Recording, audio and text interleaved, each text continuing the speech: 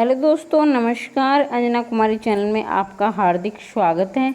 मैं कामना करती हूँ कि आप लोग स्वस्थ रहें, तंदुरुस्त रहें, दिन दोगुनी रात चौगुनी उन्नति करते रहें।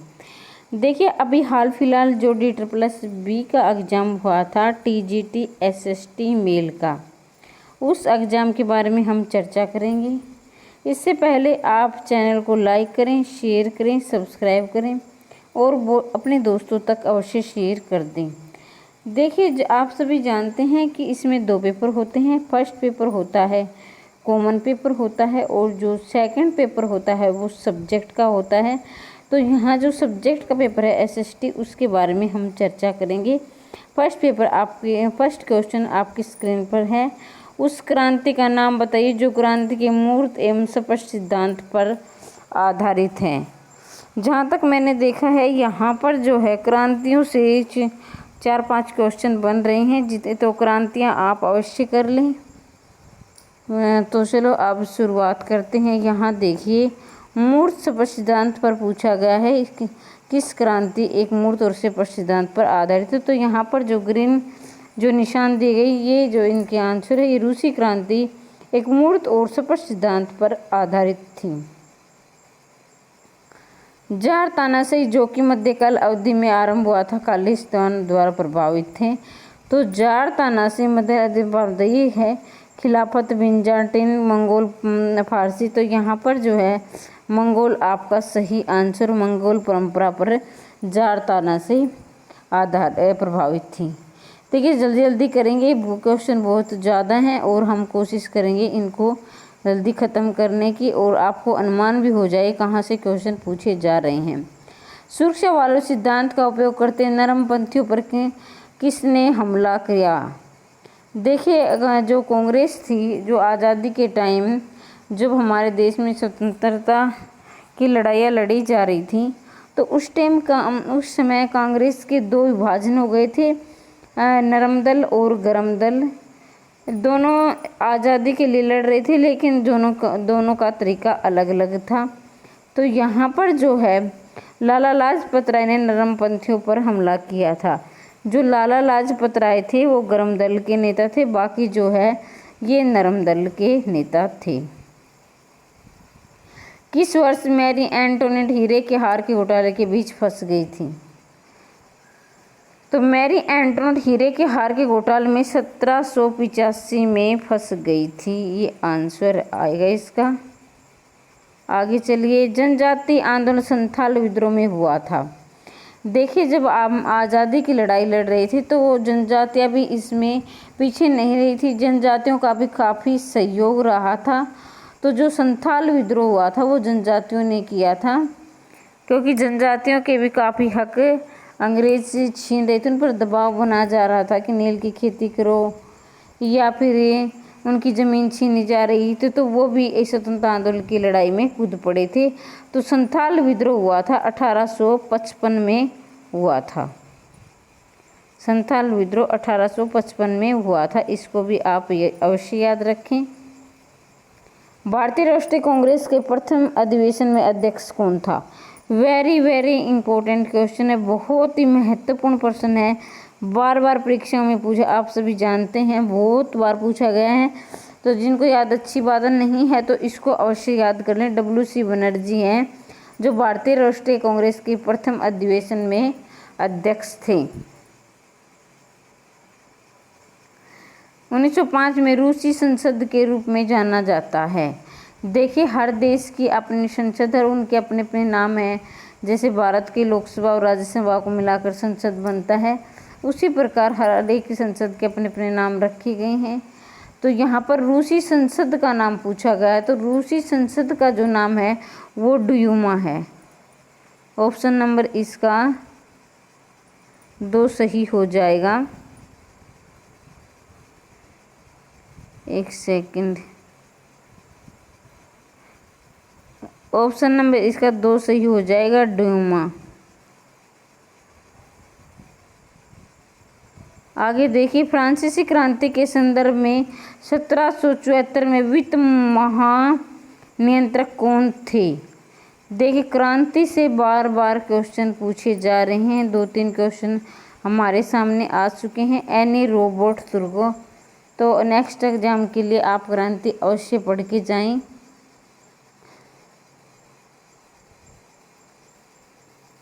फ्रांसीसी क्रांति ने सबसे हिंसक चरण दैटर में प्रवेश किया था। फ्रांसीसी क्रांति ने हिंसक चरण दैटर में प्रवेश किया था 1794 में। बंगाली अखबार के संपादक कौन थे? तो यहाँ पर द्वारिका टैगोर, एम बोस, हरीश चंद्र मुखर्जी, SN बनर्जी। तो ये याद करने का तरीका मैं आपको बता देती हूँ। बंगाली अखबार है वो SN बनर्जी के द्वारा संपादक किया गया था। तो ये जो वैसे बंगाली वैसे बनर्जी, आप पीछे का अक्षर जोड़कर भी याद कर सकते हैं, क्योंकि इतने क्वेश्चन होते हैं सभी को याद रखना नामुमकिन सा हो जाता है, तो ये थोड़ा मुश्किल होता है। तो इसलिए आप इसको कुछ ट्रिक के द्वारा भी, आप कुछ लॉजिक से भी आप इसको याद रख सकते हैं। दिसंबरिस्ट देशभक्ति, बुद्धिमान युवा पुरुष, रूसी बुद्धिजीवी, सुशिक्षित लोग। तो यहाँ पर दोनों ऑप्शन सही हो जाएंगे। दिसंबरिस्ट देशभक्त भी थे, युवा थे, बुद्धिमान थे, रूसी बुद्धिजीवी, सुशिक्षित लोग थे। तो ऑप्शन नंबर इसका 2 सही हो जाएगा। मतलब 3 सही है वैसे तो, लेकिन दोनों इसके सही होंगे आंसर। निष्कासन सिद्धांत किसने दिया? इसमें प्रस्तावित किया गया था कि अंग्रेजों ने भारत पर आर्थिक रूप से शोषण किया और संसाधनों को ब्रिटेन वापस भेज दिया। तो ये पूछा गया कि निष्कासन सिद्धांत है वो किसके द्वारा दिया गया है? तो यहाँ पर जो है दादा भाई नारोजी है, उन्होंने जो है ये निष्कासन सिद्धांत दिया था। ध्यान दीजिए, जो दादा भाई सबसे वयोवृद्ध या वृद्ध पुरुष पूछा जाए तो हमारे भारत देश का दादा भाई नारोजी आएगा। ये क्वेश्चन भी दादा भाई नारोजी के बारे में काफ़ी पूछा गया है। 1857 का विद्रोह कब शुरू हुआ था? तो 1857 का विद्रोह हुआ था, ये जो है 1857 का विद्रोह हुआ था 10 मई 1857 को। और ये पूछ लिया जाए आपसे कि 10 मई 1857 डेट नहीं पूछकर अगर आपसे ये पूछ लिया जाए कि ये कहाँ से हुआ था, तो ये मेरठ से हुआ था 1857 का युद्ध। और मेरठ से भी किसने किया था?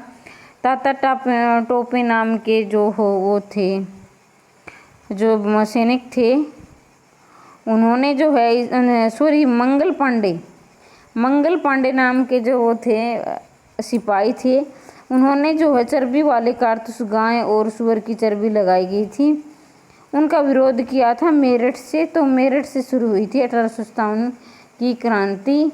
तो यहाँ पर अगर आप देखा जाए तो तीनों में ऐसे बन रहे हैं। 1857 की क्रांति कब शुरू हुई? तो 10 मई, मई से मई 1800। और कहाँ से? मेरठ से। ये भी मेरठ भी मई से है, मई भी मेरठ भी और मंगल पांडे भी।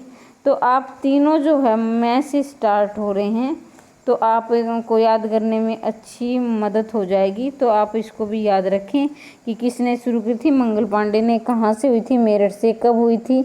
तो 10 मई 1857 को।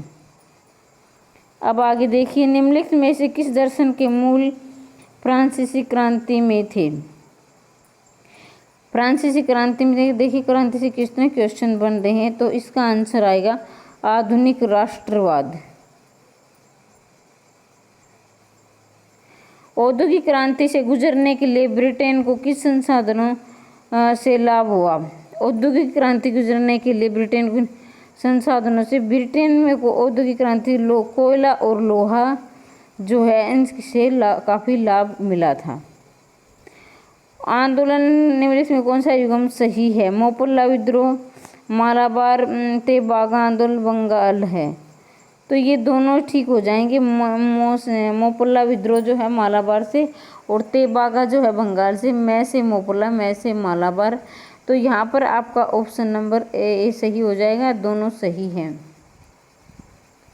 कानपुर में 1857 के विद्रोह का नेतृत्व किसने किया? तो ये पूछा गया है कि कानपुर का जो है 1857 का विद्रोह किसने किया था? नाना साहेब ने किया था। कानपुर से। और आप सभी जानते हैं कि झांसी से रानी लक्ष्मीबाई ने किया था। किस वर्ष में पूना सार्वजनिक सभा का गठन किया गया है? तो पूना सार्वजनिक सभा का गठन किया गया 1870 में। अब आगे देखिए, फ्रांसीसी क्रांति के संदर्भ में निम्नलिखित में से फ्रांस वित्त से संबंधित नहीं था। देखिए, फ्रांसीसी क्रांति के 4-5 क्वेश्चन आ चुके हैं, तो क्रांतियों से क्वेश्चन बन रहे हैं। आप क्रांति को अवश्य देखकर जाए। जीन पॉल मैरात इसका सही आंसर हो जाएगा।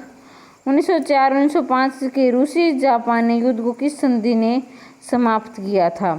पेरिस की संधि, घंट की संधि, ग्वाडालपुर की संधि। तो पोर्ट्स समाउथ की संधि जो है, इसमें जापानी युद्ध को समाप्त किया था पोर्ट सामाउथ की संधि ने। और इसकी डेट रहेगी 1904 से 1905। अब देखिए, ये हमारा सेकंड पार्ट शुरू होता है। एक पार्ट हम कर चुके हैं। किस वर्ष में पेरिस कम्यून हुआ? किस वर्ष में पेरिस कम्यून हुआ? तो 1871 में पेरिस कम्यून हुआ था। ऑप्शन नंबर ए इसका सही आंसर हो जाएगा। निम्नलिखित में से कौन सा घास का मैदान न्यूजीलैंड में पाया गया है? तो न्यूजीलैंड में घास के मैदान को कहा जाता है कंटेरबरी। तो ये पंपास, अर्जेंटीना, वेल्ड, दक्षिण अफ्रीका, डाउन्स, ये सारे दिए गए हैं। एक उत्तरी अमेरिका का भी काफ़ी पूछा जाता है, तो उत्तरी अमेरिका का घास का मैदान होगा प्रेहरी। उत्तरी अमेरिका का भी बहुत पूछा जाता है, तो उसका है प्रेहरी है। और न्यूजीलैंड का कंटेम्पररी है, ये याद रखें आप। ऑस्ट्रेलिया और हंगेरियन द्वारा किस साम्राज्य पर शासन किया गया था? तो रूस साम्राज्य, उस्मानी साम्राज्य, हैब्सबर्ग साम्राज्य, ब्रिटेन साम्राज्य। ऑस्ट्रिया और हंगरी द्वारा हैब्सबर्ग साम्राज्य पर शासन किया गया था।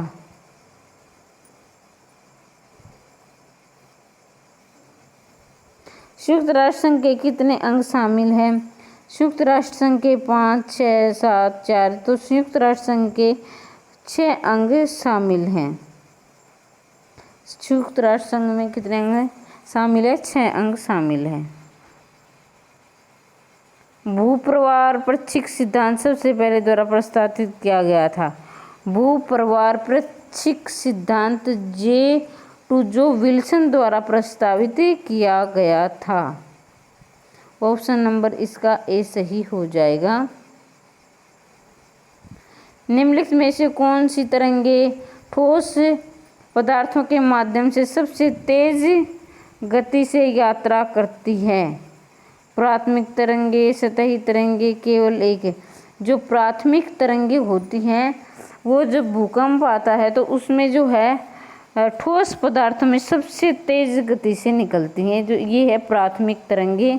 ये ऑप्शन नंबर इसका ए सही हो जाएगा, केवल एक आएगा।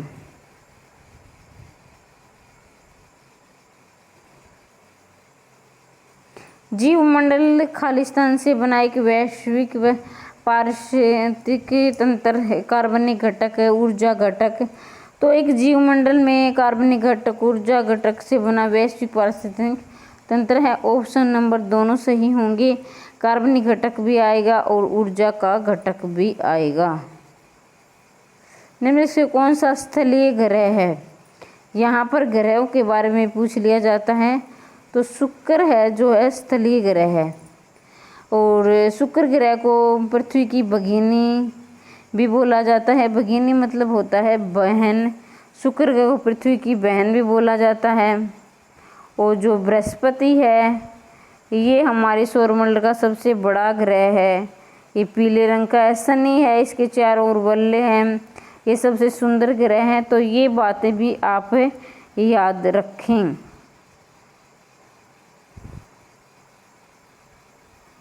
निम्नलिखित में कौन सा मध्य बादल एक प्रकार का है? कौन सा मध्य बादल एक प्रकार का है? क्यूमुलोनिम्बस बादल, निम्बोस्ट्रेटस बादल, शीर्ष बादल, स्ट्रेटस बादल, तो निम्बोस्ट्रेटस बादल, ऑप्शन नंबर बी इसका सही आंसर हो जाएगा। पहला देश है जहां समाजवाद का निर्माण हुआ। सोवियत रूस है, ब्रिटेन है, संयुक्त राज्य अमेरिका है, इटली है। पहला देश सोवियत रूस ऐसा देश है जिसमें समाजवाद का निर्माण हुआ। ऑप्शन नंबर ए सही हो जाएगा। इसको भी याद, अगर आपको याद ना रहे तो इसकी लॉजिक बता, जैसे समाजवाद में से आता है और सोवियत रूस में भी इससे आता है, सोवियत रूस से ऐसे, समाजवाद से ऐसे। ये जो लॉजिक हैं बहुत क्वेश्चन होते हैं और इतने क्वेश्चन याद करना हमारे लिए थोड़ा मुश्किल हो जाता है, तो इसके लिए हमें कुछ लॉजिक का सहारा भी लेना पड़े तो हमें तो परीक्षा में नंबर लाने हैं, हमें याद होने चाहिए क्वेश्चन किसी न किसी प्रकार से। भूविज्ञान में वलन जिनमें एक वलन के दो अंगों के बीच में एक न्यून कोण होता है खालिस्तान कहलाते हैं।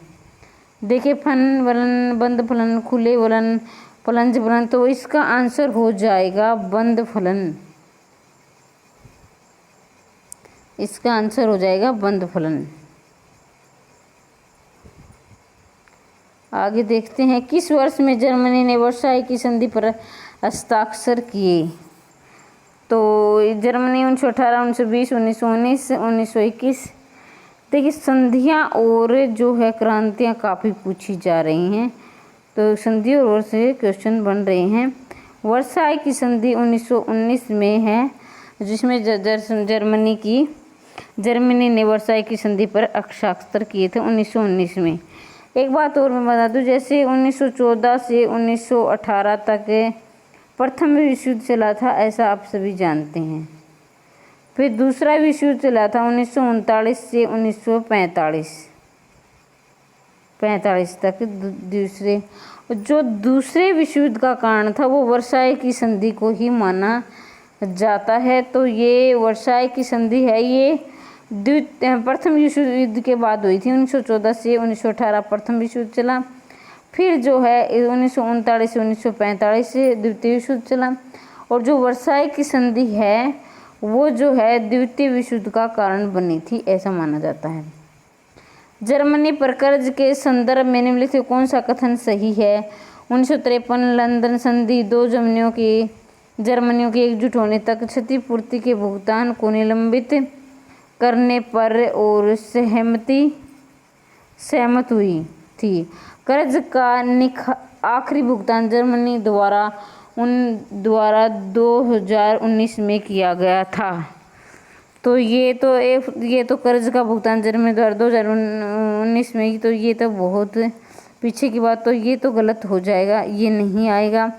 जो केवल 1 है वो इसका सही आंसर हो जाएगा। तो ऑप्शन नंबर इसका 3 आप लगाओगे कि केवल एक ये वाला सही है, ये गलत हो जाएगा। अब आगे देखिए, शीतोष्ण क्षेत्र नामक तापमान क्षेत्र दोनों गोलार्धों में खालिस्तान के बीच विस्तृत होता है।